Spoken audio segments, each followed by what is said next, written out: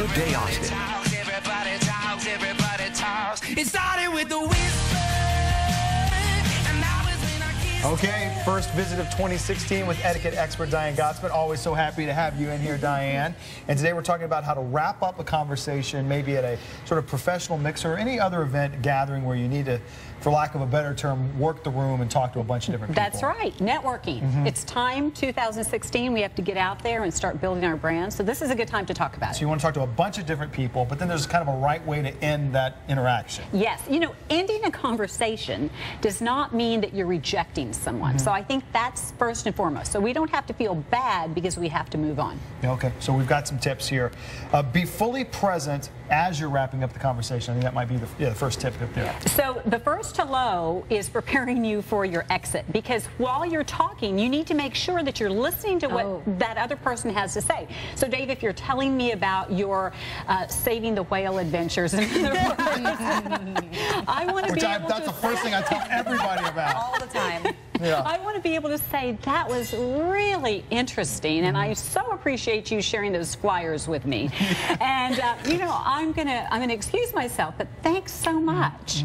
That you're really paying attention to. Yeah, that I'm really paying attention to. If yes. I ever saved a whale, I'd tell everybody. That'd be the first thing anyone would hear about. And we'll keep talking about that. Pictures, showing me pictures. Videos. The second part of it, it kind of dovetails with it. Check the body language. It's part of being fully present, especially in this day and age when everyone's got their phone right here. Yes. Leave that alone when you're talking to somebody. You can tell when someone is interested based on how they look, not just their words. So if I'm looking over somebody's shoulder and if I'm looking at my watch or my phone, that means that I'm not really interested in what you have to say. And then when I do want to leave, I don't want to make an excuse.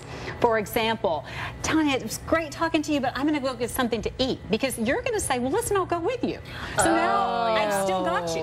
So, No, I'll get you a plate. Don't worry. I'll get you a plate. Don't move. I got you.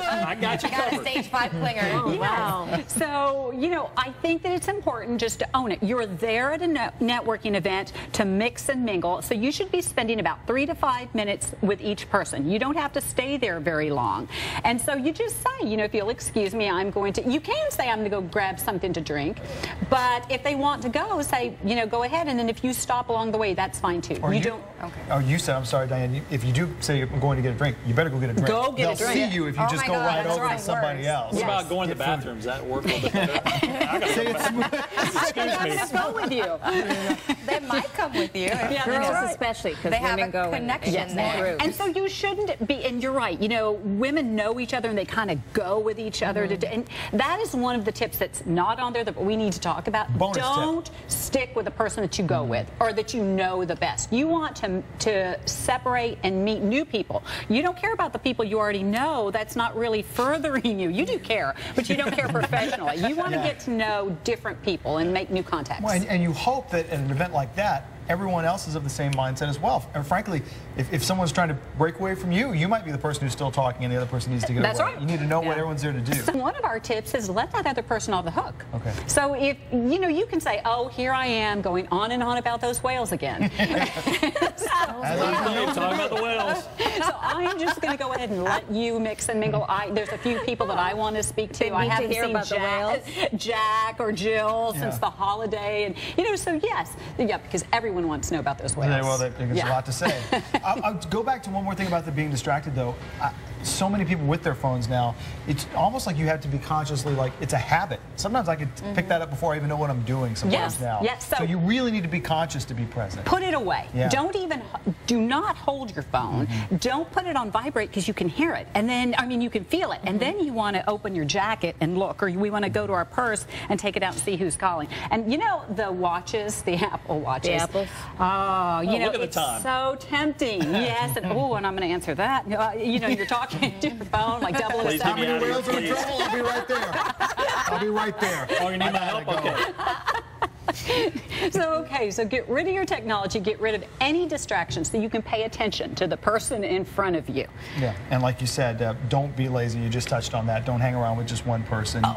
Yes, because if you just stick with that one person because you don't want to talk to anybody else, you're just using them as an excuse. So make sure that you are making contact with everyone at that event, or at least 20 to 30% if it's a huge event. Here's some other points of order.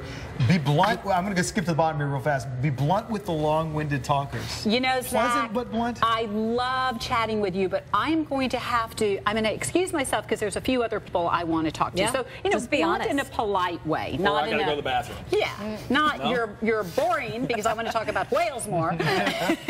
But just clear, but without fibbing.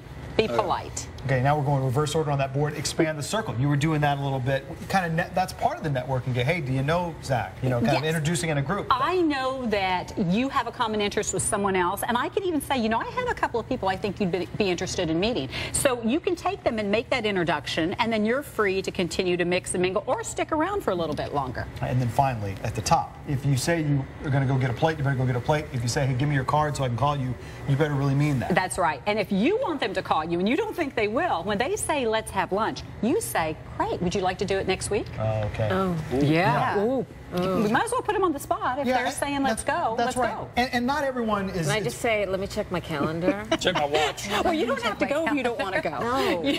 I think there's a lot of people, too, who do want to go, but if you don't put a specific time and place on it, you'll never do it. It doesn't necessarily mean the other person doesn't want to do it. Yes. But people get so nebulous on it, like, no, we're going to... So if you say, let's get together, you really do want to follow up. And if you really want to follow up with that person, if you really want to meet or reconnect with that person and they don't call, you can reach out to them, especially if you have a card. All right. Very good tips as you try to expand the circle here in 2016. Diane, thank you so much. Thank you.